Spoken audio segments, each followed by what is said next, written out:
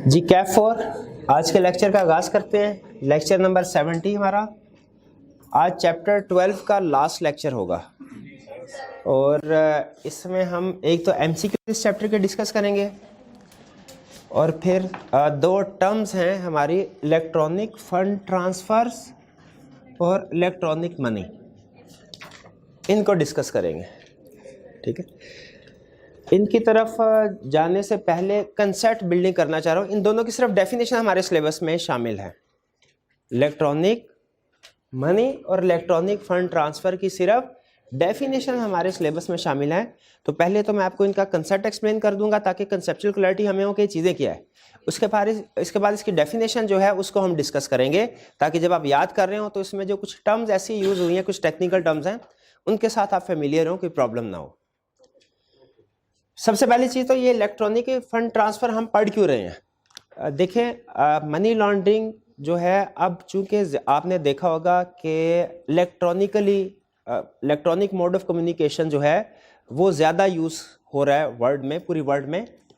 जिससे हम एक दूसरे के साथ कम्युनिकेशन करने के लिए अब ट्रेडिशनल जो मेथड होते थे मैनुअल, उनके बजाय इलेक्ट्रॉनिकली कम्युनिकेशन करते हैं। जैसे पहले अगर किसी से मिलना होता था, बात करनी होती थी तो फिजिकली उसके पास जाते थे, लेकिन अब हम मोबाइल पे भी कॉल कर सकते हैं या इवन मुलाकात भी कर सकते हैं वीडियो कॉल वगैरह के ज़रिए से। तो जब डिफरेंट कम्युनिकेशन या जो दूसरे टास्क हैं वो इलेक्ट्रॉनिकली हो रहे हैं, तो क्या जो ट्रांसफ़र ऑफ मनी है, हमने एक दूसरे के साथ अगर कुछ पैसे भिजवाने हो, एक दूसरे को शेयर करने हो, क्या वो अभी भी मैनुअली ही होते हैं या वो भी इलेक्ट्रॉनिकली हम ट्रांसफ़र कर सकते हैं? तो उसका आंसर है बिल्कुल, वो भी इलेक्ट्रॉनिकली ट्रांसफ़र कर सकते हैं। ठीक है, और चूंकि एक तरह से ये मनी लॉन्ड्रिंग में भी यूज़ हो सकता है। ठीक है, अगर आप देखें रिसेंटली बहुत से ऐसे टाइप ऑफ मनी है जो कि मनी लॉन्ड्रिंग, खासतौर पे बिटकॉइंस जो है क्योंकि इसका कोई रेगुलेटर नहीं है, इसलिए ये मनी लॉन्ड्रिंग में यूज़ होते हैं। ये भी एक तरह से इलेक्ट्रॉनिक मनी है क्योंकि ये फिजिकल फॉर्म में एग्जिस्ट नहीं करते, लेकिन फिर भी इसको डिफरेंट ट्रांजैक्शंस के लिए यूज़ किया जाता है। तो इसी तरह वो कंसेप्ट हमें बिल्ड करना चाह रहा है, समझाना चाह रहा है कि इलेक्ट्रॉनिक मनी होती क्या है। इन शॉर्ट, इलेक्ट्रॉनिक मनी जो है वो ऐसे पैसे हैं, ऐसे फंड्स हैं, फंड्स कह लें या मनी कह लें, जो कि फिजिकल फॉर्म में मौजूद नहीं है, लेकिन स्टिल उसको हम अपने पेमेंट करने के लिए या एक पर्सन से दूसरे पर्सन को फंड्स, पैसे ट्रांसफ़र करने के लिए यूज़ कर सकते हैं। उससे हम कहते हैं इलेक्ट्रॉनिक मनी। और जब हम इस मनी को एक पर्सन से दूसरे पर्सन को ट्रांसफ़र करते हैं, इसे हम क्या कहते हैं? इसे कहते हैं इलेक्ट्रॉनिक फंड ट्रांसफ़र। इसकी सबसे आसान समझने वाली एग्जांपल है जायज़ कैश में जो आपका बैलेंस मौजूद है, वो आपके पास फिजिकल करेंसी नोट तो नहीं है, आपकी जेब में जो करेंसी नोट है 100 का, 50 का, वो है फिजिकल मनी। लेकिन जो आपके मोबाइल में जायज़ कैश में, इजी पैसा में जो पैसे मौजूद है, अगर आप ओपन करें उस पर आ रहा होगा 2350 रुपये, वो फिजिकल मनी नहीं है, वो क्या है? Electronic money. ठीक है, और इसी तरह जब आप वो पैसे एक पर्सन से दूसरे पर्सन को ट्रांसफ़र करते हैं तो क्या है? वो ट्रांसफ़र ऑफ मनी जो है वो है इलेक्ट्रॉनिक फंड ट्रांसफ़र, EFT। आप अगर ICAP की फीस सबमिट करवाना चाहते हैं, हम फिजिकली भी बैंक में जाके उसको डिपॉजिट करवा सकते हैं, लेकिन एक दूसरा तरीका भी है। वो क्या है? आप डेबिट कार्ड के जरिए से भी ट्रांसफ़र करवा सकते हैं। आपके डेबिट या क्रेडिट कार्ड में जो पैसे हैं वो इलेक्ट्रॉनिक मनी है, फिजिकल तो आपके पास नहीं है। और जब आप उसके थ्रू पेमेंट करते हैं दूसरी पार्टी को, वो क्या है? वो इलेक्ट्रॉनिक फंड ट्रांसफ़र है। तो ये है कंसेप्ट इलेक्ट्रॉनिक मनी और इलेक्ट्रॉनिक फंड ट्रांसफर का। कंसेप्ट सिर्फ इतना ही है इस लर्निंग ऑब्जेक्टिव में, और कोई कंसेप्ट नहीं है। अब सिर्फ उसने डेफिनेशन हमें बताई है, और चूंकि जो लीगल डेफिनेशन होती है ना, याद रखिए लॉयर्स की मजबूरी होती है, उन्होंने अपनी डेफिनेशन को ज़्यादा से ज़्यादा कंप्रीहेंसिव बनाना होता है। क्योंकि कल कलाक को जब लीगल केसेस आएंगे, डिस्प्यूट आएंगे, कोर्ट में फैसले करने हैं, लोगों को सजाएं देनी है, तो इस डेफिनेशन को सामने रख के डिसाइड किया जाता है कि वो जो ऑफेंस है, वो एक्ट है, इस डेफिनेशन पे पूरा उतरता है कि नहीं। इसीलिए लॉयर्स की मजबूरी ये होती है कि उन्होंने अपनी डेफिनेशन को हर लिहाज से कॉम्प्रिहेंसिव और परफेक्ट बनाना है, ताकि कल कलाक की लूप होल ना है जिसका फ़ायदा उठा के कोई क्रिमिनल बच जाए। तो आप अक्सर देखेंगे जो लीगल डेफिनेशंस होती है उसमें बहुत से ऐसे कंसेप्ट्स होते हैं, बहुत से ऐसे वर्ड्स होते हैं जो आम जिंदगी में हम उनके साथ फेमिलियर नहीं होते, लेकिन चूंकि वो प्रैक्टिकल लाइफ में कहीं ना कहीं पे वो चीज़ यूज़ हो रही होती है, तो लॉयर्स की कोशिश होती है उसको भी उसका हिस्सा बना ले, कहीं ऐसा ना हो क्रिमिनल उसका फ़ायदा उठा के उसके सहारे के ज़रिए से कोई फ्रॉड वगैरह या इलीगल एक्टिविटी या मनी लॉन्ड्रिंग करे।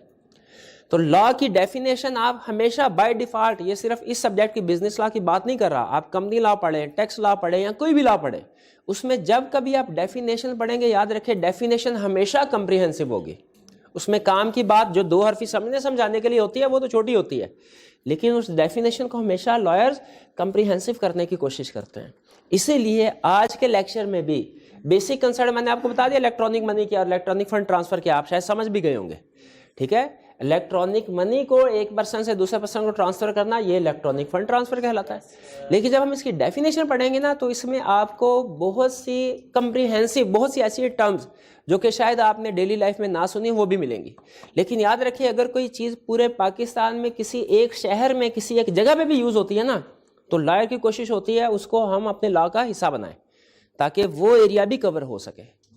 तो यहाँ पे कुछ एग्जांपल डेफिनेशन में कुछ ऐसे अल्फाज होंगे जो कॉमनली यूज होते हैं, वो तो आपको समझ आ जाएंगे, लेकिन कुछ ऐसे केसेस हैं जो रेयरली यूज होते हैं। कुछ ऐसी टाइप ऑफ इलेक्ट्रॉनिक मनी है जैसे जायज़ कैश फ्रीक्वेंटली यूज होती है, आप आसानी से समझ गए।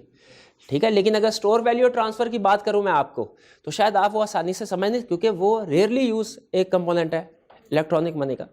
तो इसीलिए हम डेफिनेशन में पहले ज़हनी तौर पे तैयार हो जाए। कॉम्प्रिहेंसिव डेफिनेशन होगी, उसमें बहुत से वर्ड ऐसे होंगे जो डिफिकल्ट होंगे, मैं समझाने की कोशिश करूंगा, समझ आ जाए तो अच्छी बात, ना समझ आए तो इंडियन क्या करना आपने, तो रटा लगा लेना बस। क्लियर, स्टार्ट करें। अच्छा पहले बताइए कंसेप्चुअली मैं आपको इलेक्ट्रॉनिक मनी सिखाऊं या इलेक्ट्रॉनिक फंड ट्रांसफर? चले इलेक्ट्रॉनिक फंड ट्रांसफर ही सीख लेते हैं। ठीक है, इलेक्ट्रॉनिक फंड कंसेप्चुअली मतलब क्या है? इलेक्ट्रॉनिक मनी एक पर्सन से दूसरे पर्सन को ट्रांसफर करना, ये होता है इलेक्ट्रॉनिक फंड ट्रांसफर। आपने जायज़ अकाउंट अपना ओपन किया, डेजिग्नेटेड पेमेंट सिस्टम है, और आपके भाई ने आपके अकाउंट में 500 रुपीज़ ट्रांसफ़र कर दिए। अब ये जो आपके भाई ने पैसे ट्रांसफ़र किए, यह है इलेक्ट्रॉनिक फंड ट्रांसफ़र, और जो अब आपके अकाउंट में बैलेंस शो हो रहा है ये क्या है? Electronic money. तो पहले देखते हैं इलेक्ट्रॉनिक फंड ट्रांसफ़र क्या है। कहता है इलेक्ट्रॉनिक फंड का मतलब क्या है? पैसे, money. Electronic fund transfer means, पहला ट्रांसफर ऑफ फंड्स, यानी पैसे ट्रांसफर हो रहे हैं। कैसे? Other than by cheque, cheque के जरिए से नहीं, ड्राफ्ट के जरिए से नहीं, या पेपर इंस्ट्रूमेंट के जरिए से नहीं, इसके अलावा। यानी पेपर बेस्ड ट्रांसफर भी होता है ना, आप जब किसी को चेक देते हैं तब भी पैसे ट्रांसफर होते हैं, लेकिन वो पेपर बेस्ड ट्रांसफर है, वो इलेक्ट्रॉनिक ट्रांसफर नहीं है। इसके अलावा ट्रांसफर ऑफ फंड्स, किसके अलावा? फिजिकल इंस्ट्रूमेंट्स के अलावा जब कभी आप एक पर्सन से दूसरे पर्सन को पैसे ट्रांसफर करेंगे वो क्या कहलाएगा? Electronic transfer fund. फिर आगे फर्दर इसको एक्सप्लेन कर रहा है, हालांकि इससे भी हमें कंसेप्ट समझ आ गया। अब आगे बता रहा है कि ये होता कैसे है। विच इज इनिशिएटेड थ्रू, जो कि इनिशिएट होता है, स्टार्ट होता है कहां से? कैसे इनिशिएट हो सकता है? Through electronic terminal, electronic terminal के जरिए से। अब इलेक्ट्रॉनिक टर्मिनल की बात कर रहा है, जैसे point of sale terminal, stored value card terminal, ATM, telephone instrument, computer, magnetic medium और any other electronic devices. Magnetic medium क्या है? इसको छोड़ दे, इसको सिर्फ हटा लगा ली। मुझे बताइए, क्या कंप्यूटर के जरिए से फंड ट्रांसफर हो सकते हैं? बिल्कुल कंप्यूटर के जरिए से फंड। कैसे? इंटरनेट बैंकिंग एक एग्जांपल है। इसका मतलब है अगर कंप्यूटर के जरिए से आप किसी पर्सन को ट्रांसफर करते हैं फंड, तो वो इलेक्ट्रॉनिक फंड ट्रांसफर है, इंटरनेट बैंकिंग।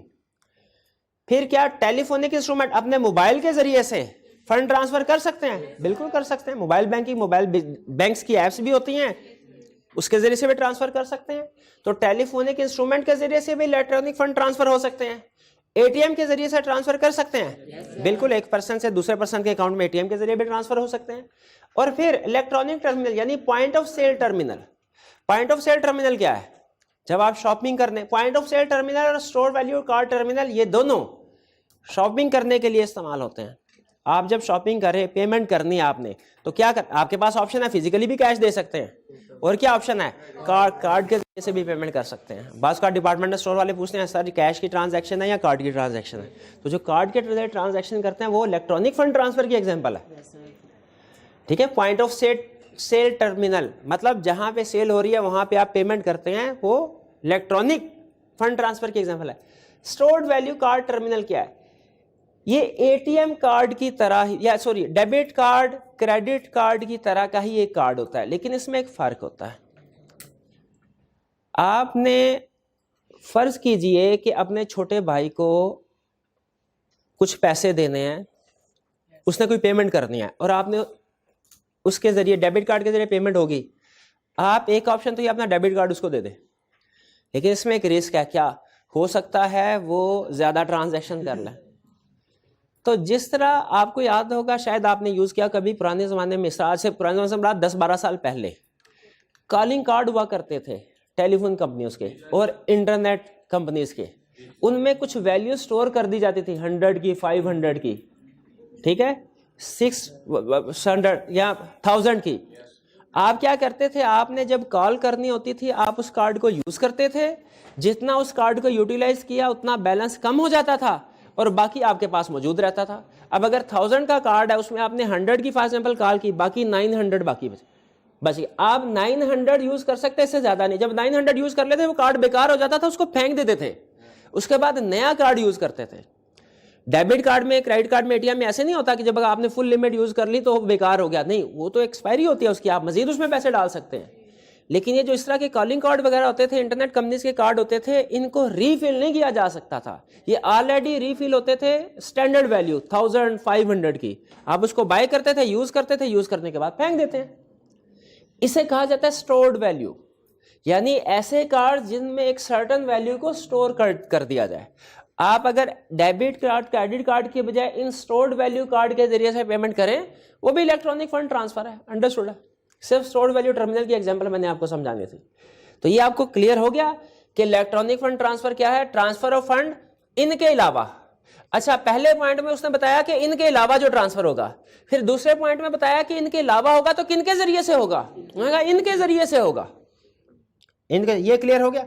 और इसमें क्या किया जाएगा, किसी को ऑर्डर किया जाएगा, इंस्ट्रक्ट या ऑथोराइज, ये बस लीगल वर्ड है, आप कोई भी वर्ड यूज कर सकते हैं। ऑथोराइज किया जाएगा, ऑर्डर किया जाएगा, इंस्ट्रक्ट किया जाएगा, किसको, फाइनेंशियल इंस्टीट्यूशन को, किसी ना किसी बैक एंड पे कोई ना कोई फाइनेंशियल इंस्टीट्यूशन ही होगा जो आपकी पेमेंट को प्रोसेस कर रहा होगा, ठीक है। जैसे मेरा कोई कार्ड है मेरे पास, तो बैक एंड में जिस बैंक का कार्ड है, जिस फाइनेंशियल इंस्टीट्यूशन का कार्ड है, वही मेरे अकाउंट को डेबिट या क्रेडिट कर रहा होगा।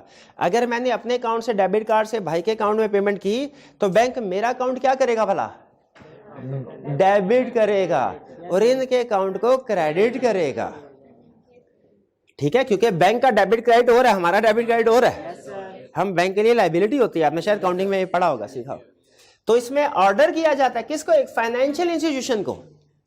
और फाइनेंशियल इंस्टीट्यूशन के आगे ब्रैकेट में लिख ले, वैसे मैंने नहीं लिखा, मैंने कहा शायद अंडरस्टूड होगा, आप समझ जाएंगे, लेकिन मैं भी कुछ स्टूडेंट ना समझे कि फाइनेंशियल इंस्टीट्यूशन के साथ ब्रैकेट में लिख ले कि इसमें बैंक भी शामिल है और अदर कंपनीज भी शामिल है। याद है कल भी डिस्कशन की थी, फाइनेंशियल इंस्टीट्यूशन का मतलब सिर्फ बैंक नहीं है, फाइनेंशियल इंस्टीट्यूशन भी प्लस बैंक्स भी प्लस अदर कंपनीज भी फाइनेंशियल इंस्टीट्यूशन होती है। अब पूछने की जरूरत तो नहीं है आपको कि अदर कंपनी से क्या मुराद है, leasing company, insurance company, transfer, पता क्या क्या पूरी लंबी लाइन थी। है कोई क्लास में स्टूडेंट जिसने वो फाइनेंशियल इंस्टीट्यूशन की डेफिनेशन याद की हो? 2 स्टूडेंट है सिर्फ, हालांकि मैंने कल हाथ, अच्छा 4 हो गए, शाबाश, बट ठीक है, अच्छी बात है। तो फाइनेंशियल, इतना तो हम सबको पता है ना कि फाइनेंशियल इंस्टीट्यूशन में बैंक के अलावा भी कुछ कंपनी शामिल है, शाबाश। तो पहले उसने इलेक्ट्रॉनिक फंड ट्रांसफर में 3 पॉइंट बताए, पहले बताया क्या नहीं है, दूसरे में बताया क्या है, और तीसरे में बताया करता कौन है। बैक एंड में कोई ना कोई फाइनेंशियल, मतलब एक तो कंज्यूमर है ना, हम करेंगे, लेकिन ये ऑफिशियली ट्रांसफर कौन करता है, कोई ना कोई बैक एंड पे, बैंक नहीं, फाइनेंशियल इंस्टीट्यूशन। ब्रैकेट में लिख दें include the bank and other companies. और फिर नीचे एक कॉमन सेंस की बात कर रहा है, electronic fund transfer works without direct intervention of bank staff. इसमें बैंक, आपने चेक के जरिए पेमेंट करनी हो, जाते हैं बैंक वाला मैच करता है, ओके करता है, आपको कैश हैंड ओवर करता है, उसमें बैंक का स्टाफ इन्वॉल्व होता है। लेकिन इलेक्ट्रॉनिक फंड ट्रांसफर में बैंक का स्टाफ इन्वॉल्व नहीं होता। मुझे बताइए इलेक्ट्रॉनिक फंड ट्रांसफर समझ आया? 3 पॉइंट्स इसके। पहले में क्या बताता है, क्या ट्रांसफर नहीं है, क्या क्या फंड नहीं है, दूसरे बताता है क्या है, तीसरे में बताएगा कौन करेगा। ये हो गया इलेक्ट्रॉनिक फंड ट्रांसफर। फिर इसके बाद इलेक्ट्रॉनिक फंड या electronic money. Electronic fund, electronic money एक ही बात है। जी जी, एसी बंद कर दे मेरे भाई, आगे चलते हैं।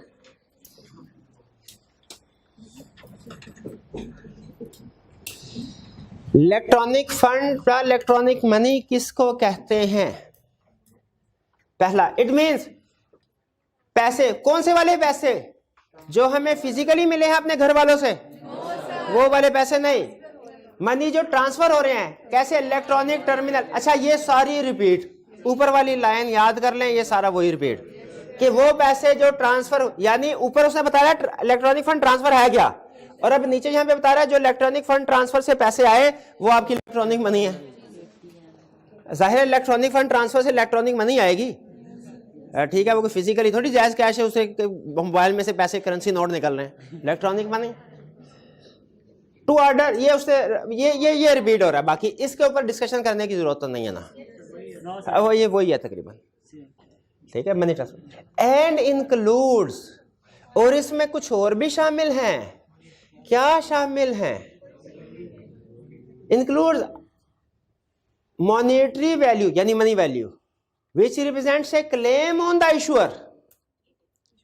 जो इशूअर कौन है? Financial institution. कौन इशू करेगा? तो हमारा क्लेम है फाइनेंशियल इंस्टीट्यूशन के ऊपर। ये वो पैसे हैं जो इशूअर ने हमारे अकाउंट में डाले हैं और हमारा क्लेम है कि हम बैंक से ये पैसे ले सकते हैं। And is stored in electronic device or payment instrument, और ये पैसे किसी इलेक्ट्रॉनिक डिवाइस में स्टोर हुए हैं, ठीक है। हाँ, वो इलेक्ट्रॉनिक डिवाइस कुछ में डेबिट कार्ड हो सकता है, क्रेडिट कार्ड हो सकता है, एटीएम हो सकता है, ऐप हो सकती है। Such monetary value is issued on receipt of funds. Understood है? ऐसे थोड़ी होगा कि हम पैसे ना दिए और पैसे दिए बगैर वो हमारे अकाउंट्स में पैसे क्रेडिट कर दे, ऐसे तो नहीं होगा ना। बैंक हमारे अकाउंट में पैसे अगर डालेगा, अब फर्ज कीजिए अगर आप इनिशियली पहली दफा अगर अपने इलेक्ट्रॉनिक फंड ट्रांसफर में पैसे इंक्लूड करवाना डालना चाहते हैं, ऐड करवाना चाहते, तो आपको फिजिकली देने पड़ेंगे। आप ये इधर जो ट्रांसफर करते हैं जायज कैश में, उनके पास जाएं और उनसे कह के पैसे भिजवाने हैं, तो आपको पहले फिजिकली, फिर उसके बाद एक दफा पेमेंट सिस्टम में आ गए, उसके बाद आगे उसको आप जैसे मर्जी यूज कर लें, वो सर्कुलेशन में आ जाते हैं। फिर such monetary values issued on receipt of funds, ठीक है। और फंड्स कितने? Not less than monetary value issued, यानी फंड इतने होने चाहिए कि जो वैल्यू आपको इशू की जा रही है उससे कम के ना हो। ये भी अंडरस्टूड है। ऐसा थोड़ी होगा 500 दे देंगे तो वो 600 अकाउंट में डाल देगा। वो क्या कह रहा है कि आपके अकाउंट में जो पैसे आने चाहिए वो उससे, हाँ, जो पैसे आपने जमा करवाने हैं वो उससे कम नहीं होने चाहिए जो वो इशूअर आपको इशू कर रहा है। जो पैसे हमने रिसीट ऑफ फंड, जो पैसे हमने उसको रिसीव करवाने हैं वो नॉट लेस देन, कम नहीं होने चाहिए उन पैसों से जो वो हमारे अकाउंट में डालेगा, उन पैसों से जो हमारे अकाउंट में डालेगा। Not less than monetary value issued, यानी जो बैंक हमें मॉनेटरी वैल्यू इशूड कर रहा है और हमने पैसे उसको जमा करवाने हैं, तो जो पैसे जमा करवाने हैं मॉनेटरी वैल्यू से कम। अगर मॉनेटरी वैल्यू 500 है तो पैसे किससे कम नहीं होने चाहिए?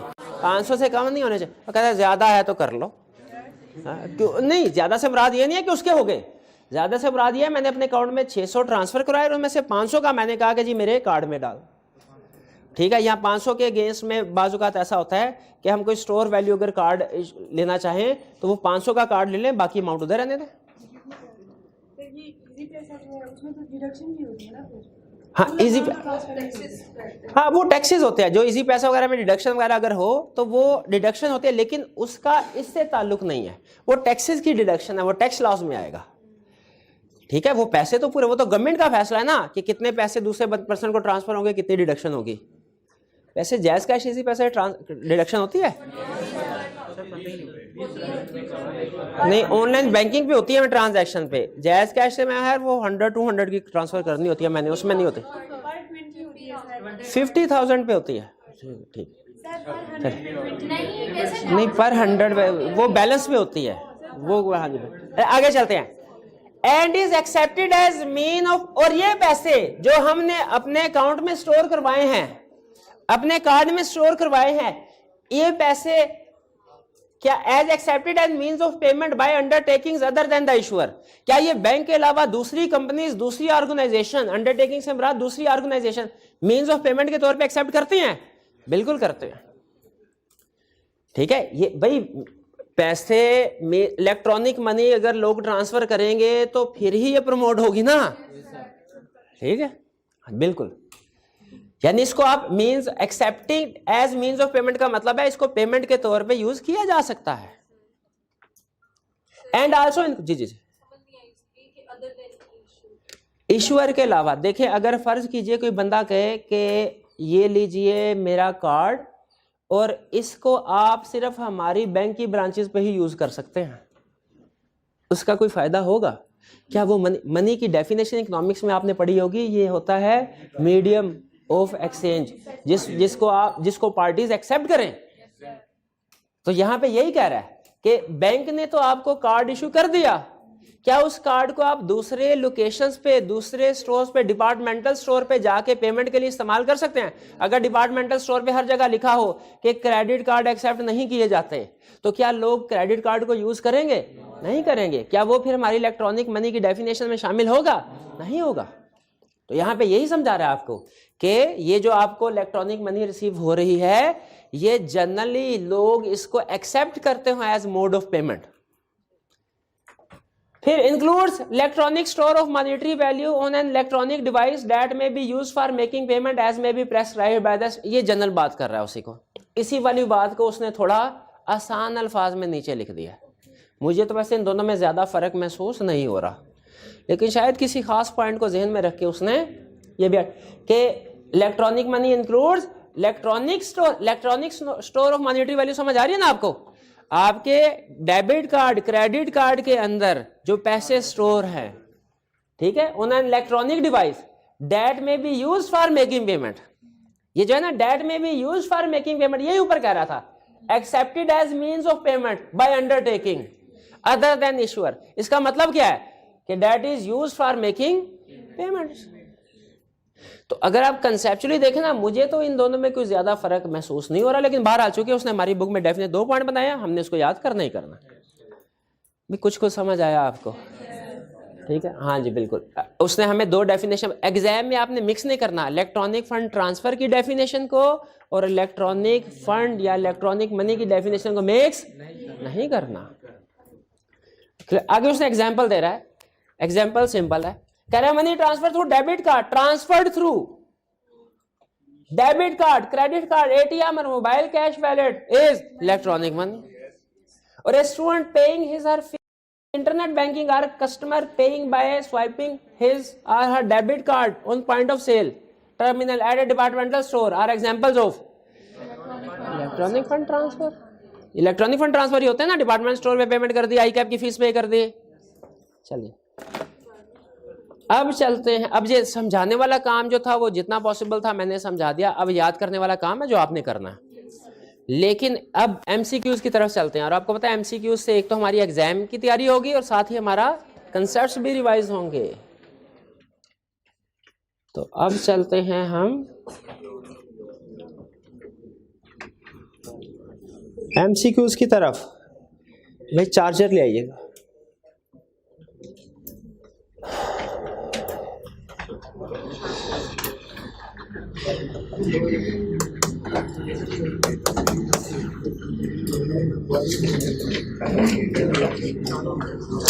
जी अब बुक्स वगैरह का छोड़ दें, अब देखते हैं कितना आपको ये चैप्टर समझ में आया। पहला question, under the provisions of anti money laundering act 2010 which of the following is not a financial institution. अब ये वही बता सकेगा जिसने फाइनेंशियल इंस्टीट्यूशन की डेफिनेशन पढ़े। लैंडिंग बिजनेस फाइनेंशियल इंस्टीट्यूशन है? Yes. Financial leasing business, education institution, a business trading in transferable security, transferable securities है? ट्रांसफरेबल सिक्योरिटी फाइनेंशियल इंस्टीट्यूशन में था? यस था। तो करेक्ट ऑप्शन क्या हुई? सी, यानी सी फाइनेंशियल इंस्टीट्यूशन की डेफिनेशन में शामिल नहीं है। आगे चलते हैं। Second, if a person holds or possesses on behalf of any other person any property knowing or having reason to believe that such property is dash, he is guilty of offense of money laundering। Definition याद है?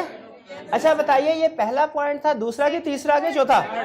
Third one था कि अगर किसी बंदे को पता है कि प्रॉपर्टी प्रोसीड्स ऑफ क्या है, क्राइम, ठीक है। इलीगली ऑक्युपाइड नहीं, नॉट ओन्ड बाय डेट नहीं, proceeds of crime, C part correct है। ओन्ड बाय गवर्नमेंट नहीं।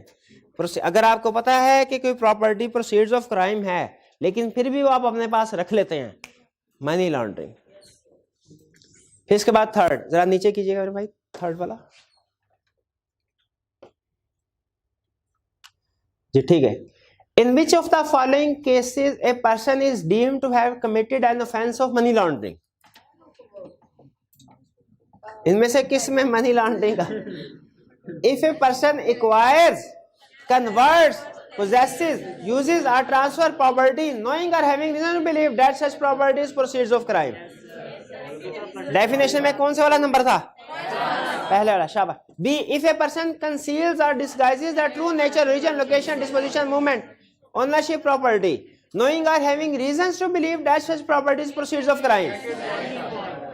इसमें भी हाँ, second bar proceeds of crime, proceeds of crime। फिर इसके बाद third, if a person holds or possesses on behalf of any other person any property knowing or having reasons to believe that such property is all of the above। अच्छा, fourth point कौन सा था जो नहीं लिखा हुआ?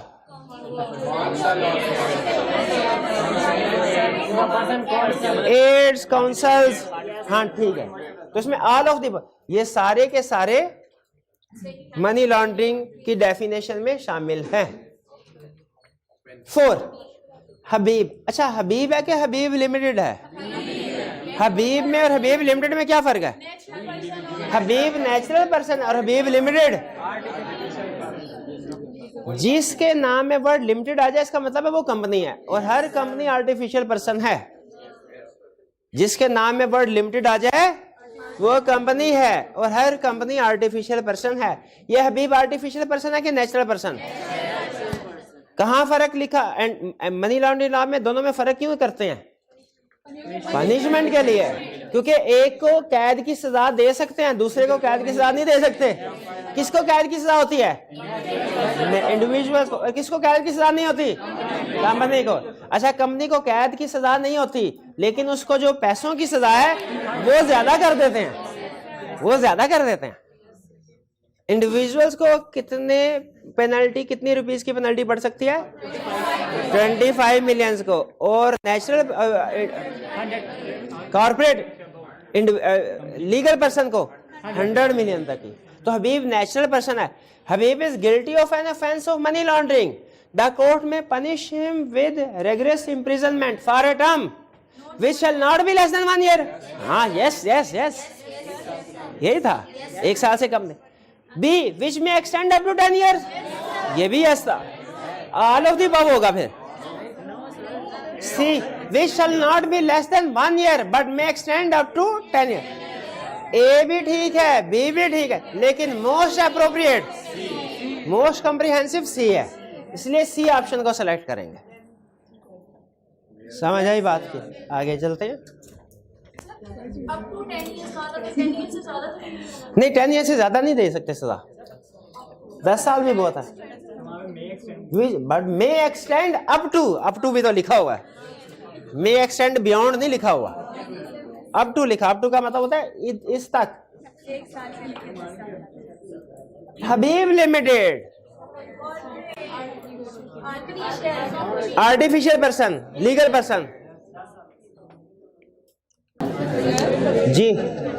हबीब limited is guilty of offence of money laundering. The court may punish it with rigorous imprisonment for a term which shall not be less than 1 year, which may extend up to 10 years, which shall not be less than 1 year but may extend up to। इनमें से क्यों नहीं? क्योंकि हबीब नहीं है, ये हबीब limited है, ठीक है। तो ये आर्टिफिशियल पर्सन, लीगल पर्सन है। इम्प्रिजनमेंट हमेशा नेचुरल पर्सन को हो सकती है, लीगल पर्सन को नहीं हो सकती। तो नन ऑफ द अबव। ये अगर फाइन की कोई बात करता तो हम उसकी बात सुनते, लेकिन इम्प्रिजनमेंट की बात कर रहा है, इम्प्रिजनमेंट नहीं हो सकती लीगल पर्सन को। 6, Abid is guilty of offense of money laundering. He shall be liable to fine which may extend up to 25 million। अच्छा, आबिद लिमिटेड होता तो अबे आगे Abid limited. Abid limited is guilty of offence of money laundering. Abid limited, limited से पता चला क्या? Artificial person है, लीगल पर्सन, शाबाश। Money laundering, it shall be liable to fine which may extend up to 100 million, C option. तो 6 में 25 million है, natural person के लिए पेनल्टी की अमाउंट 25 मिलियन है, लीगल पर्सन के लिए 100 मिलियन है। Next 8, Abid in connection with his directorship in Abid limited, यानी आबिद डायरेक्टर है, is guilty of offence of money laundering, money laundering का ऑफेंस किया उसने, he shall be liable to fine which may extend up. अच्छा, इसने डायरेक्ट मनी लॉन्ड्रिंग नहीं की, ये एक बैंक में या किसी कंपनी में काम करता था, वो कंपनी ने मनी लॉन्ड्रिंग की लेकिन ये भी उसमें इन्वॉल्व था, इसके साथ वही सलूक होगा जो इंडिविजुअल अगर करे डायरेक्ट उसके साथ होता है। तो क्या इसको क्या फाइन क्या होगा, 25 मिलियन। ठीक है, अब यानी कंपनी को फाइन होगा 100 मिलियन और कंपनी के डायरेक्टर जो इन्वॉल्व है उन्हें 25 million. 9, which of the following persons have been mentioned in the definition of electronic money. Electronic money की डेफिनेशन हमने याद ही नहीं की अभी।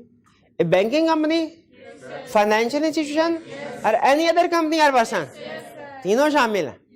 ये सिर्फ फाइनेंशियल इंस्टीट्यूशन है, बुक में तो फाइनेंशियल इंस्टीट्यूशन लिखा हुआ है, लेकिन includes financial, understood है, financial institution includes banking companies, other companies। तो इसमें क्या ऑप्शन हुई, डी 1 2 3 तीनों के तीनों डेफिनेशन में शामिल हैं। नेक्स्ट, सिर्फ नहीं, बी भी देखे, ए भी शामिल है, ये भी, अगर वो कह रहे हैं ना कौन कौन से पर्सन शामिल है तो ये भी शामिल है। अगर आप कहें ना सर ये पहला ठीक है तो ये भी ठीक है, ये भी शामिल है, ये भी शामिल, लेकिन मोस्ट अप्रोप्रिएट जो है वो ऑल वाला है। हाँ ओनली भी, हाँ बिल्कुल, ओनली की वजह से भी गलत है। अगर वो कह रहा है कि जी इसमें सिर्फ 1 है, बाकियों को एक्सक्लूड कर रहा है, तो वो गलत है। हमें पता है कि तीनों शामिल है।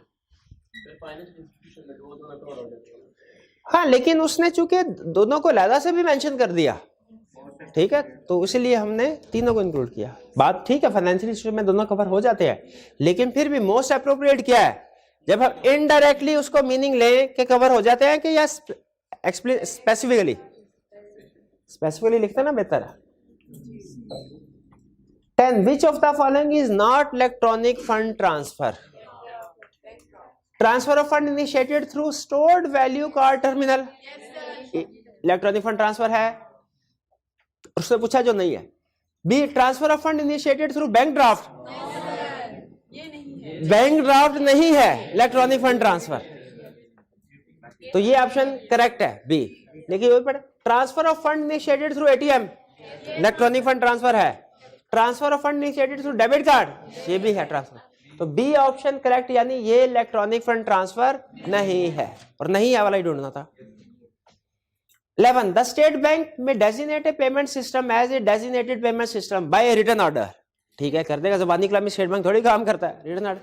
If necessary for generating tax revenue for the government, if there is no designated payment system in that particular city, if necessary in the public interest, C option correct। D, if there are less than 100 bank branches in that particular city, इस तरह की कोई बात नहीं पड़ी हम। 12, which of the following statement are is correct, कौन सी statement correct है, करेक्ट ढूंढनी है। फर्स्ट नहीं, बल्कि ये नीचे पूरा क्वेश्चन नहीं है,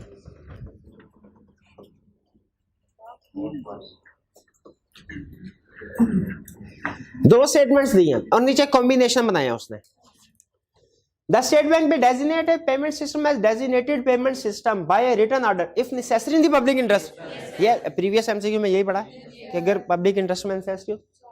second, the State Bank may inspect the premises, equipment, machinery, apparatus, books or other documents or accounts and transactions relating to payment system in considering whether to designate or designated payment system।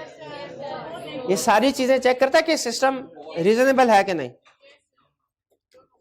Both 1 and 2, C option correct होगी। Next 13, the State Bank may revoke the designation of a designated payment system if it is satisfied that. Revocation of licence की circumstances पढ़ी थी, याद है। The designated payment system has ceased to operate effectively as a payment system, फौरन correct करते हैं। पहले सारी ऑप्शन पढ़ लें। The operator or settlement institution of the designated payment system is in the course of being wound up or otherwise dissolved, whether in Pakistan or elsewhere.